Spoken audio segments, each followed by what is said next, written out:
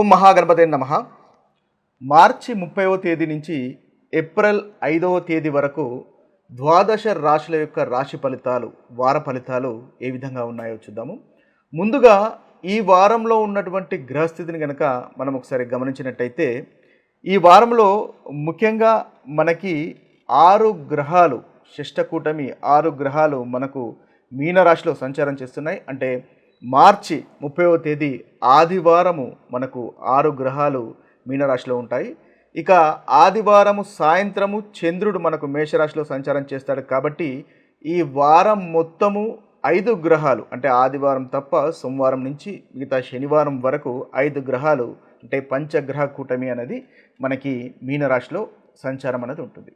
ఇక రవి, బుధుడు, శుక్రుడు, రాహు ఈ 4 గ్రహాలు, వీటితో పాటుగా శని, మనకి ఈ 5 గ్రహాలు మనకు మీనరాశిలో సంచారం చేస్తున్నాయి. ఇక గురువు వచ్చేసి మనకు వృషభ రాశిలో సంచారము, కుజుడు మిథున రాశిలో సంచారము అనేది జరుగుతుంది. ఇక కేతు వచ్చేసి మనకు కన్య రాశిలో సంచారం. ఇది ఈ వారంలో ఉన్నటువంటి గ్రహస్థితి. ఇక చంద్రుని యొక్క గ్రహస్థితిని కనుక మనం గమనించినట్టయితే, చంద్రుడు ఈ వారంలో ముఖ్యంగా మీనరాశిలోను, మేషరాశిలోను, వృషభ రాశిలోను, అదేవిధంగా మిథున రాశిలో సంచారం చేస్తాడు. ఇక నక్షత్రాలు కనుక మనం చూసుకున్నట్టయితే, రేవతి నక్షత్రము, అశ్విని, భరణి, కృతిక, రోహిణి, మృగశిర, ఆరుద్ర, పునర్వసు ఈ నక్షత్రాలలో చంద్రుని యొక్క సంచారం ముఖ్యంగా ఈ వారం రోజుల్లో ఉంటుంది. ఇవి స్థూలంగా ఈ వారంలో ఉన్నటువంటి గ్రహస్థితి. ఈ గ్రహస్థితిని ఆధారంగా చేసుకొని మనము రాశి ఫలితాలు ఏ విధంగా ఉన్నాయో చూద్దాము. మేషరాశి వారి యొక్క ఫలితాలు ఈ వారంలో గనక ఒకసారి మనం గమనించినట్టయితే, మేషరాశి వారికి ఈ వారంలో మిశ్రమ ఫలితాలు గోచరిస్తున్నాయి. ముఖ్యంగా ఆదివారము కాస్త ఖర్చు ఉండేటటువంటి అవకాశము మేషరాశి వారికి కనిపిస్తుంది. నిద్రలేమితనము లేదా ప్రయాణాలు ఉండే అవకాశాలు ఆదివారం గోచరిస్తున్నాయి. అయితే ఒకవేళ కనుక మీరు ప్రయాణాలు చేస్తున్నట్టయితే ఆ ప్రయాణానికి తగినటువంటి ఏర్పాట్లు చేసుకోవడం వల్ల మంచి ఫలితాలు పొందే అవకాశం కనిపిస్తుంది. అయితే ప్రయాణాల్లో కాస్త ఆటంకాలు కనిపిస్తుంది. కాబట్టి ప్లానింగ్ అనేది ఆదివారం చేసుకోండి. అదేవిధంగా లేజీగా ఉండకండి, జెలస్గా ఉండకండి. తద్వారా ఆదివారము మీకు మంచి ఫలితాలు కలుగుతాయి. ఇక సోమవారము, మంగళవారము మేషరాశి వారికి చాలా చక్కటి ఫలితాలు గోచరిస్తున్నాయి. మీకు చాలా అనుకూలంగా ఉంటాయి ఈ 2 రోజులు. ముఖ్యంగా అనుకున్నటువంటి పనులు మీరు సాధించగలుగుతారు. కార్యసిద్ధి అనేది ఉంటుంది. అదేవిధంగా వృత్తిలో కూడా మంచి ప్రోగ్రెస్ అనేది ఉంటుంది. శని, ఆదివారాలు మీ పనికి తగినటువంటి ప్రశంసలు అందుకుంటారు. మీ యొక్క అభిప్రాయాలను కూడా మీ సహోద్యోగులు స్వీకరించడము, తద్వారా మంచి ఫలితాలు రావడం లాంటి ఉత్తమమైనటువంటి ఫలితాలు మీరు పనిచేసే చోట కలుగుతాయి.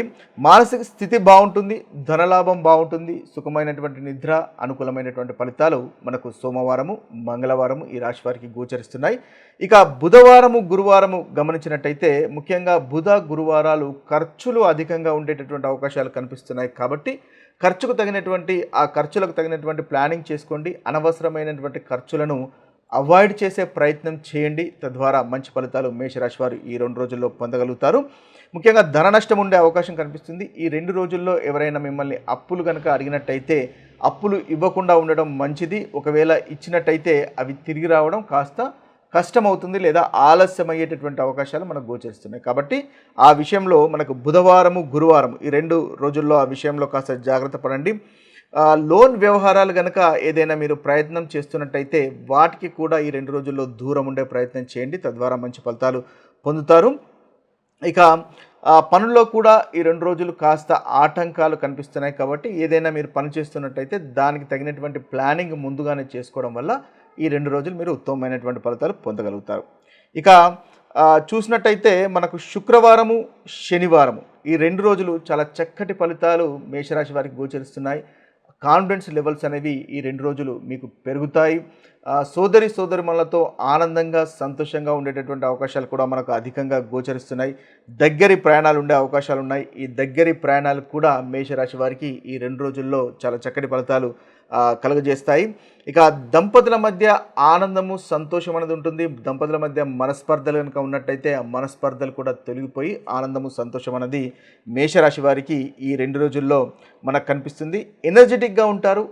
షేర్ మార్కెట్ లాంటి వాటిలో కూడా మీకు చాలా చక్కటి ఫలితాలే మనకు అధికంగా గోచరిస్తున్నాయి. ఆరోగ్యం అనేది ముఖ్యంగా మెరుగుపడుతుంది.